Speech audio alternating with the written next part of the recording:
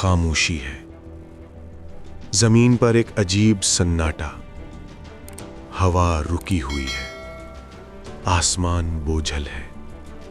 ایک سوال جو روح کو ہلا دیتا ہے، جب اللہ کی زمین پر اللہ کا نام مٹنے لگے تو پھر کیا ہوتا ہے؟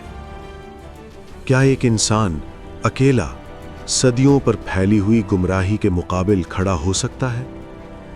یہ کہانی ہے اس نبی کی جس نے 950 سال تک پکارا مگر جواب میں ٹھٹھا، انکار اور ظلم پایا۔ یہ کہانی ہے حضرت نوح علیہ السلام کی۔ اسلامی تاریخ میں کچھ واقعات ایسے ہیں جو صرف قصے نہیں بلکہ پوری انسانیت کے لیے آئینہ ہیں۔ حضرت نوح علیہ السلام کا واقعہ قرآن مجید میں بار بار دہرایا گیا۔ کیوں؟ اس لیے کہ یہ کہانی صرف ایک قوم کے ڈوبنے کی نہیں، یہ کہانی ہے ہدایت کو ٹھکرانے کی۔ یہ کہانی ہے صبر، دعوت اور اللہ پر مکمل توکل کی۔ آج ہم حضرت نوح علیہ السلام کی مکمل مستند تاریخی کہانی سنیں گے، بغیر کسی افسانے کے، صرف وہی جو قرآن، حدیث اور معتبر اسلامی تاریخ میں ثابت ہے۔ وقت کا پہیہ پیچھے گھومتا ہے۔ حضرت آدم علیہ السلام کے بعد کا دور۔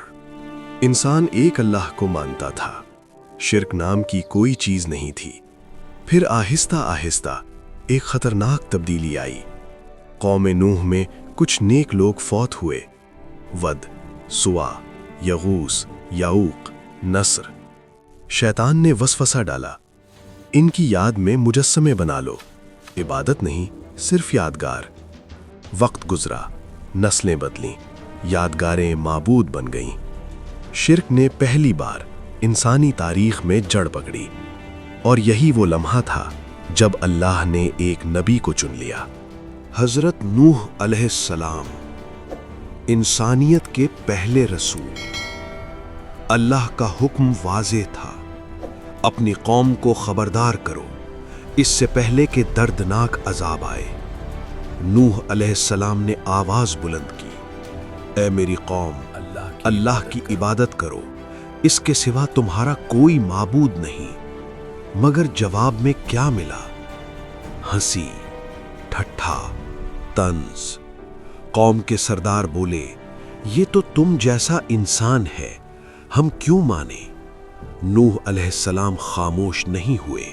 دن ہو یا رات، اعلان ہو یا سرگوشی، اکیلے یا مجمع میں، نوح علیہ السلام پکارتے رہے۔ قرآن گواہ ہے، میں نے دن رات انہیں بلایا، مگر میرا بلانا ان کے بھاگنے میں اضافہ کرتا رہا۔ لوگ کانوں میں انگلیاں ڈال لیتے، کپڑوں سے چہرے چھپا لیتے، باپ بیٹوں کو کہتے، اس دیوانے سے دور رہنا۔ نوح علیہ السلام کی داڑھی سفید ہو گئی، آنکھیں تھک گئیں، مگر دعوت نہیں رکی، حتیٰ کہ ان کا اپنا بیٹا بھی انکار کرنے والوں میں تھا۔ ایک دن نوح علیہ السلام اللہ کے حضور جھک گئے۔ آواز بھاری تھی، دل زخمی تھا۔ اے میرے رب، میں ہار گیا ہوں، تو ہی مدد فرما۔ اللہ کا فیصلہ آ چکا تھا۔ نوح علیہ السلام کو حکم ملا، ایک کشتی بناؤ ہماری نگرانی میں۔ خشک زمین، پہاڑی علاقہ، پانی کا کوئی نشان نہیں۔ لوگ ہنستے رہے، نبی صاحب اب تو جہاز ساز بھی بن گئے۔ نوح علیہ السلام خاموشی سے اللہ کا حکم پورا کرتے رہے۔ کشتی تیار ہو گئی۔ اللہ کا حکم آیا، ہر جانور کا ایک جوڑا اور ایمان والوں کو سوار کر لو۔ ایمان والے بہت کم۔ پھر زمین سے چشمے پھوٹ پڑے، آسمان برسنے لگا۔ نوح علیہ السلام نے آخری بار پکارا، بیٹا کشتی میں آ جاؤ۔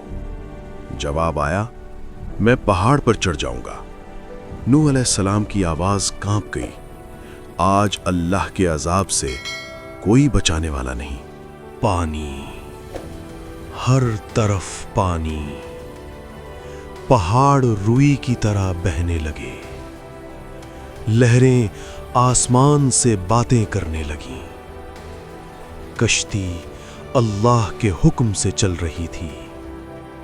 نوح علیہ السلام کا بیٹا لہروں میں گم ہو گیا، دل ٹوٹ گیا، مگر فیصلہ اٹل تھا۔ آخر کار اللہ کا حکم آیا، اے زمین اپنا پانی نگل جا، اے آسمان رک جا۔ خاموشی، زمین پر صرف ایمان والے باقی رہ گئے۔